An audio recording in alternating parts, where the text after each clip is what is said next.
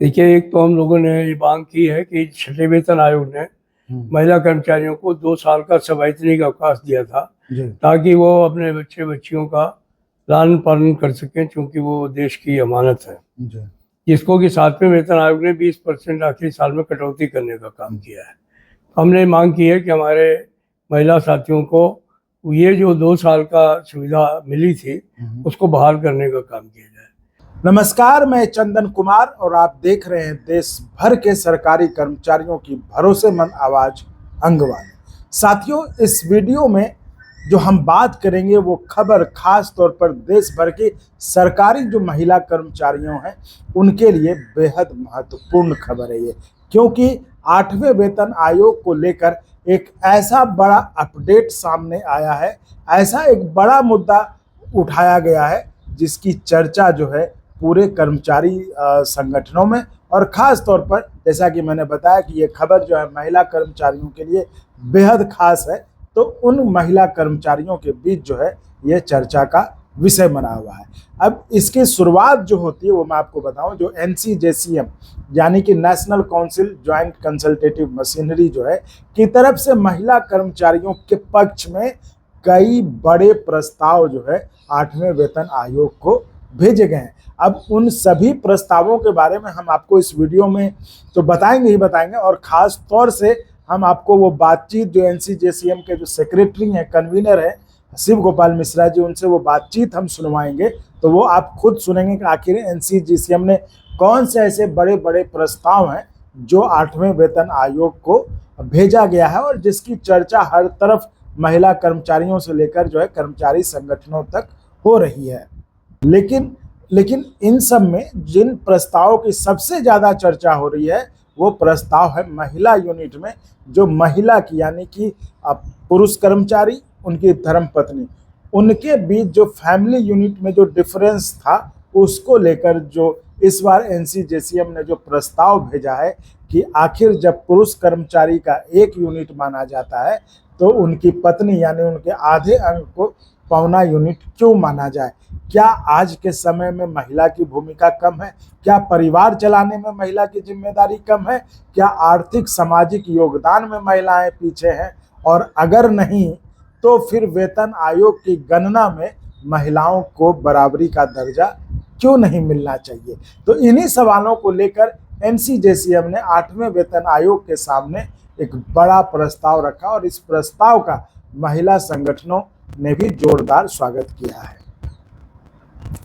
कई महिला कर्मचारी संगठनों का कहना है कि यह सिर्फ वेतन आयोग का मामला नहीं है, बल्कि यह महिलाओं को बराबरी का सम्मान देने का मुद्दा है। हालांकि कर्मचारियों के बीच देखिए एक बड़ी शंका भी बनी हुई है ना कि अब लोगों का कहना है कि प्रस्ताव भेजना तो अलग बात है, प्रस्ताव आपने भेज दिया, लेकिन अब जो है 8वां वेतन आयोग इन NCJCM के प्रस्तावों में से कितने प्रस्ताव को सही मानेगा, अपने प्रस्ताव में लेगा और इसको जो है कितना सरकार के पास भेजेगा, ये सब भी तो अभी होना है ना।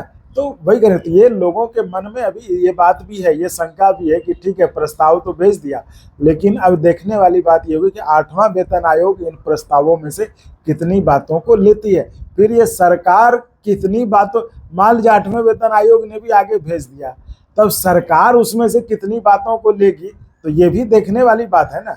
लेकिन उम्मीद इस बार इसलिए ज़्यादा बढ़ रही है क्योंकि इस बार 8वें वेतन आयोग की जो चेयरपर्सन है वो भी महिला है और देश की वित्त मंत्री निर्मला सीतारमण जी वो भी महिला है।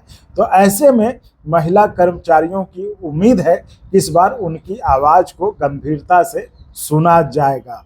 तो चलिए बिना देरी किए हम सीधे आपको वो जो NCJCM के कन्वीनर और सेक्रेटरी शिव गोपाल मिश्रा जी के साथ जो बातचीत हमने रिकॉर्ड की थी वो हम सुनवाते हैं आपको, और आप खुद जो है उस वीडियो में आपको पता चला कैसे उन्होंने विस्तार से सब कुछ बताया है कि आखिर महिला कर्मचारियों के लिए जिसकी इतनी चर्चा हो रही है क्या क्या बड़े प्रस्ताव जो है उसको भेजा है 8वें वेतन आयोग को, क्या बदलाव मांगे गए और कर्मचारियों को क्या उम्मीद रखनी है। तो वीडियो को आखिर तक जरूर देखिए क्योंकि यह जानकारी हर केंद्रीय सरकारी कर्मचारी खासकर महिला कर्मचारियों के लिए बेहद महत्वपूर्ण है। और अगर आप सरकारी कर्मचारी या परिवार से जुड़े हैं तो अभी इस वीडियो को लाइक कीजिए, चैनल को सब्सक्राइब कीजिए और बेल आइकन जरूर दबा दीजिए, ताकि सरकारी कर्मचारियों से जुड़ी हर छोटी बड़ी खबर और जो कि सटीक और ऑथेंटिक खबर है वो सबसे पहले आप तक पहुंचे। तो चलिए आइए सुनते हैं शिव गोपाल मिश्रा जी को, आइए सुनते हैं। सर, हमने सबके बारे में पूछ ही लिया, एक जो बड़ी महत्वपूर्ण चीज बच गई जिसके लिए आपने जो है 50 कह रहे आधा आधा कम क्यों हो महिलाओं के लिए, वो भी कर दिया। तो अगर हम जान पाए संक्षेप में सर कि महिलाओं के लिए खासकर कुछ खास रिकमेंडेशन इसमें। देखिए, एक तो हम लोगों ने ये मांग की है कि छठे वेतन आयोग ने महिला कर्मचारियों को 2 साल का सवैतनिक अवकाश दिया था, ताकि वो अपने बच्चे बच्चियों का लालन पालन कर सकें, क्योंकि वो देश की अमानत है। जिसको कि 7वें वेतन आयोग ने 20% आखिरी साल में कटौती करने का काम किया है। हमने मांग की है कि हमारे महिला साथियों को ये जो 2 साल का सुविधा मिली थी उसको बहाल करने का काम किया जाए।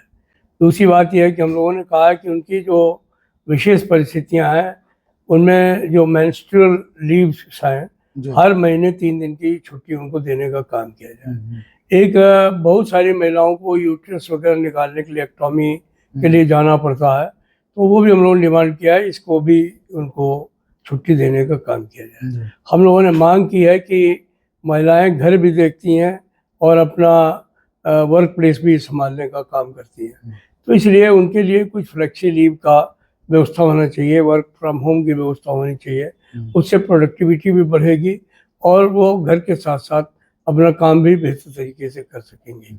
हम लोगों ने महिलाओं को वर्क प्लेस पर सुरक्षा के लिए विशेष तौर पर मांग की है कि जो इस तरीके की घटनाएं हैं उनकी पुनरावृत्ति नहीं हो, और इसके लिए जॉइंट कमेटीज़ की भी मांग की है कि ये सरकारी तंत्र नहीं होना चाहिए, उसमें महिला कर्मचारियों की भी भागीदारी होनी चाहिए। तो हम लोगों ने एक तरीके से जो हमारा जेंडर विशेष है महिलाओं का, उसके लिए सरकारी क्षेत्र में जहाँ भी वो काम करती हैं एक बेहतर वातावरण उनको काम का मिले और सुविधाएं भी उनको बेहतर मिले, वो हम लोगों ने मांग रखने का काम किया। और आप तक कंफर्म और ऑथेंटिक खबर पहुंचाने की लड़ाई में हमारा साथ दीजिए।